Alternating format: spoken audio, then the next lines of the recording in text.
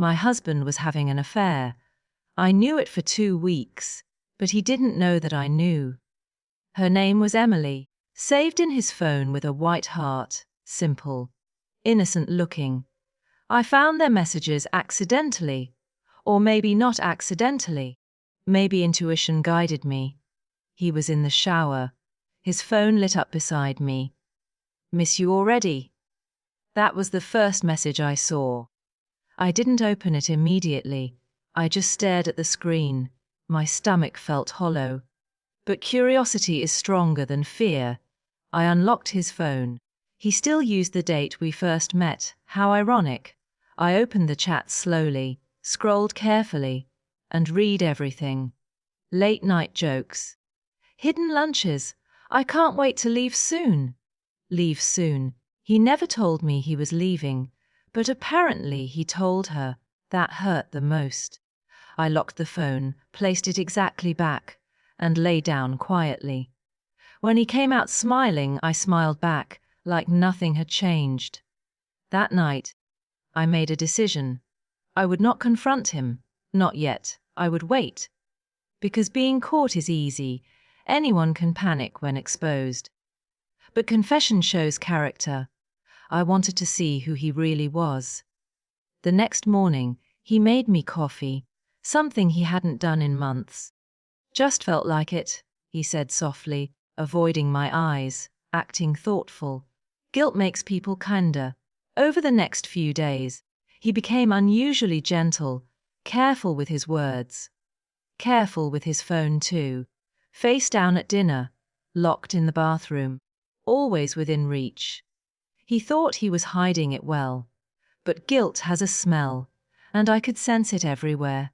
One evening, I mentioned her name casually, like it meant nothing. "Is Emily still working with you?" I asked while folding laundry, without looking at him. He froze for a second, only a second, but I saw it. "Yeah," he replied quickly, too quickly. "She's just a colleague, just a colleague." I nodded slowly, like I believed him, like I always did. But inside, I was counting. Counting how long it would take for him to tell the truth, without me asking. Days turned into a week. The messages continued. I could see the notifications. He didn't realize something. I had memorized his new password the night he typed it beside me. Reflections show secrets. Every time he slept, I read their conversation. Silently. Emily didn't know about me fully. He told her we were complicated. That word again. Complicated means convenient. One night, I saw a message that changed everything from him. "I'll tell her soon. I promise." Tell her soon. I stared at that sentence. Longer than anything else. Soon. That meant I was temporary, an obstacle, a delay. For the first time, anger tried to rise. But I pushed it down. Because anger would end the waiting, and I wasn't done waiting. I started observing him more. The way he dressed better for work, the way he checked his reflection. He hadn't done that for me in a long time. At dinner one night, I looked directly into his eyes. For a long moment.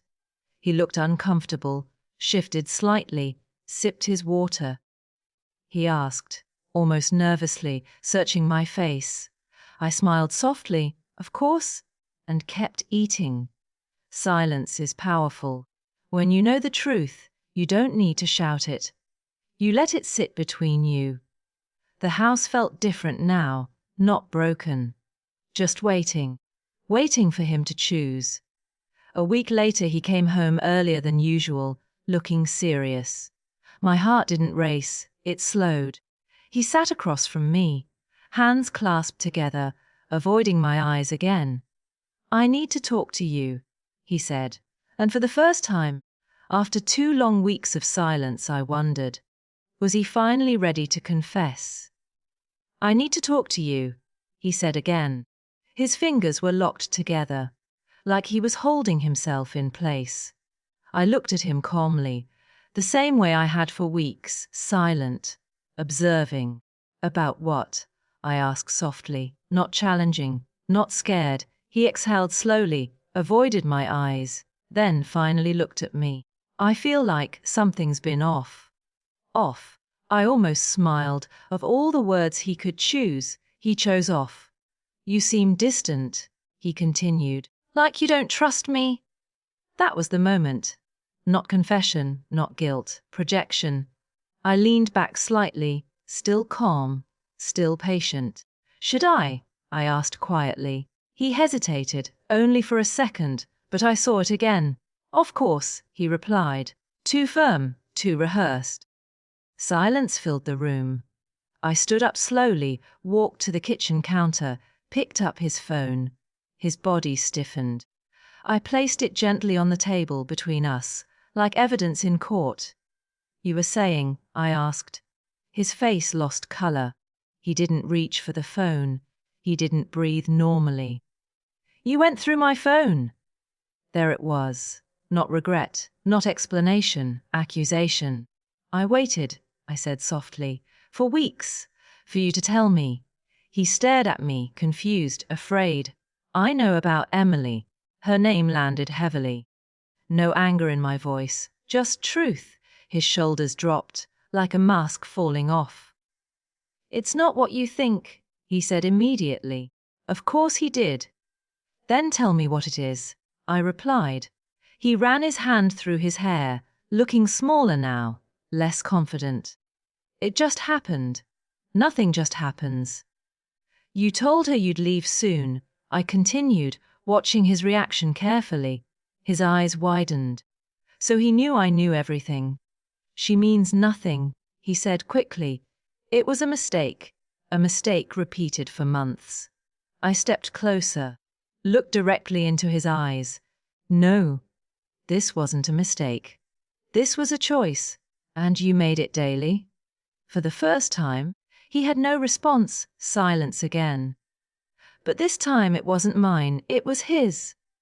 You were supposed to tell me, I said quietly. That's all I waited for.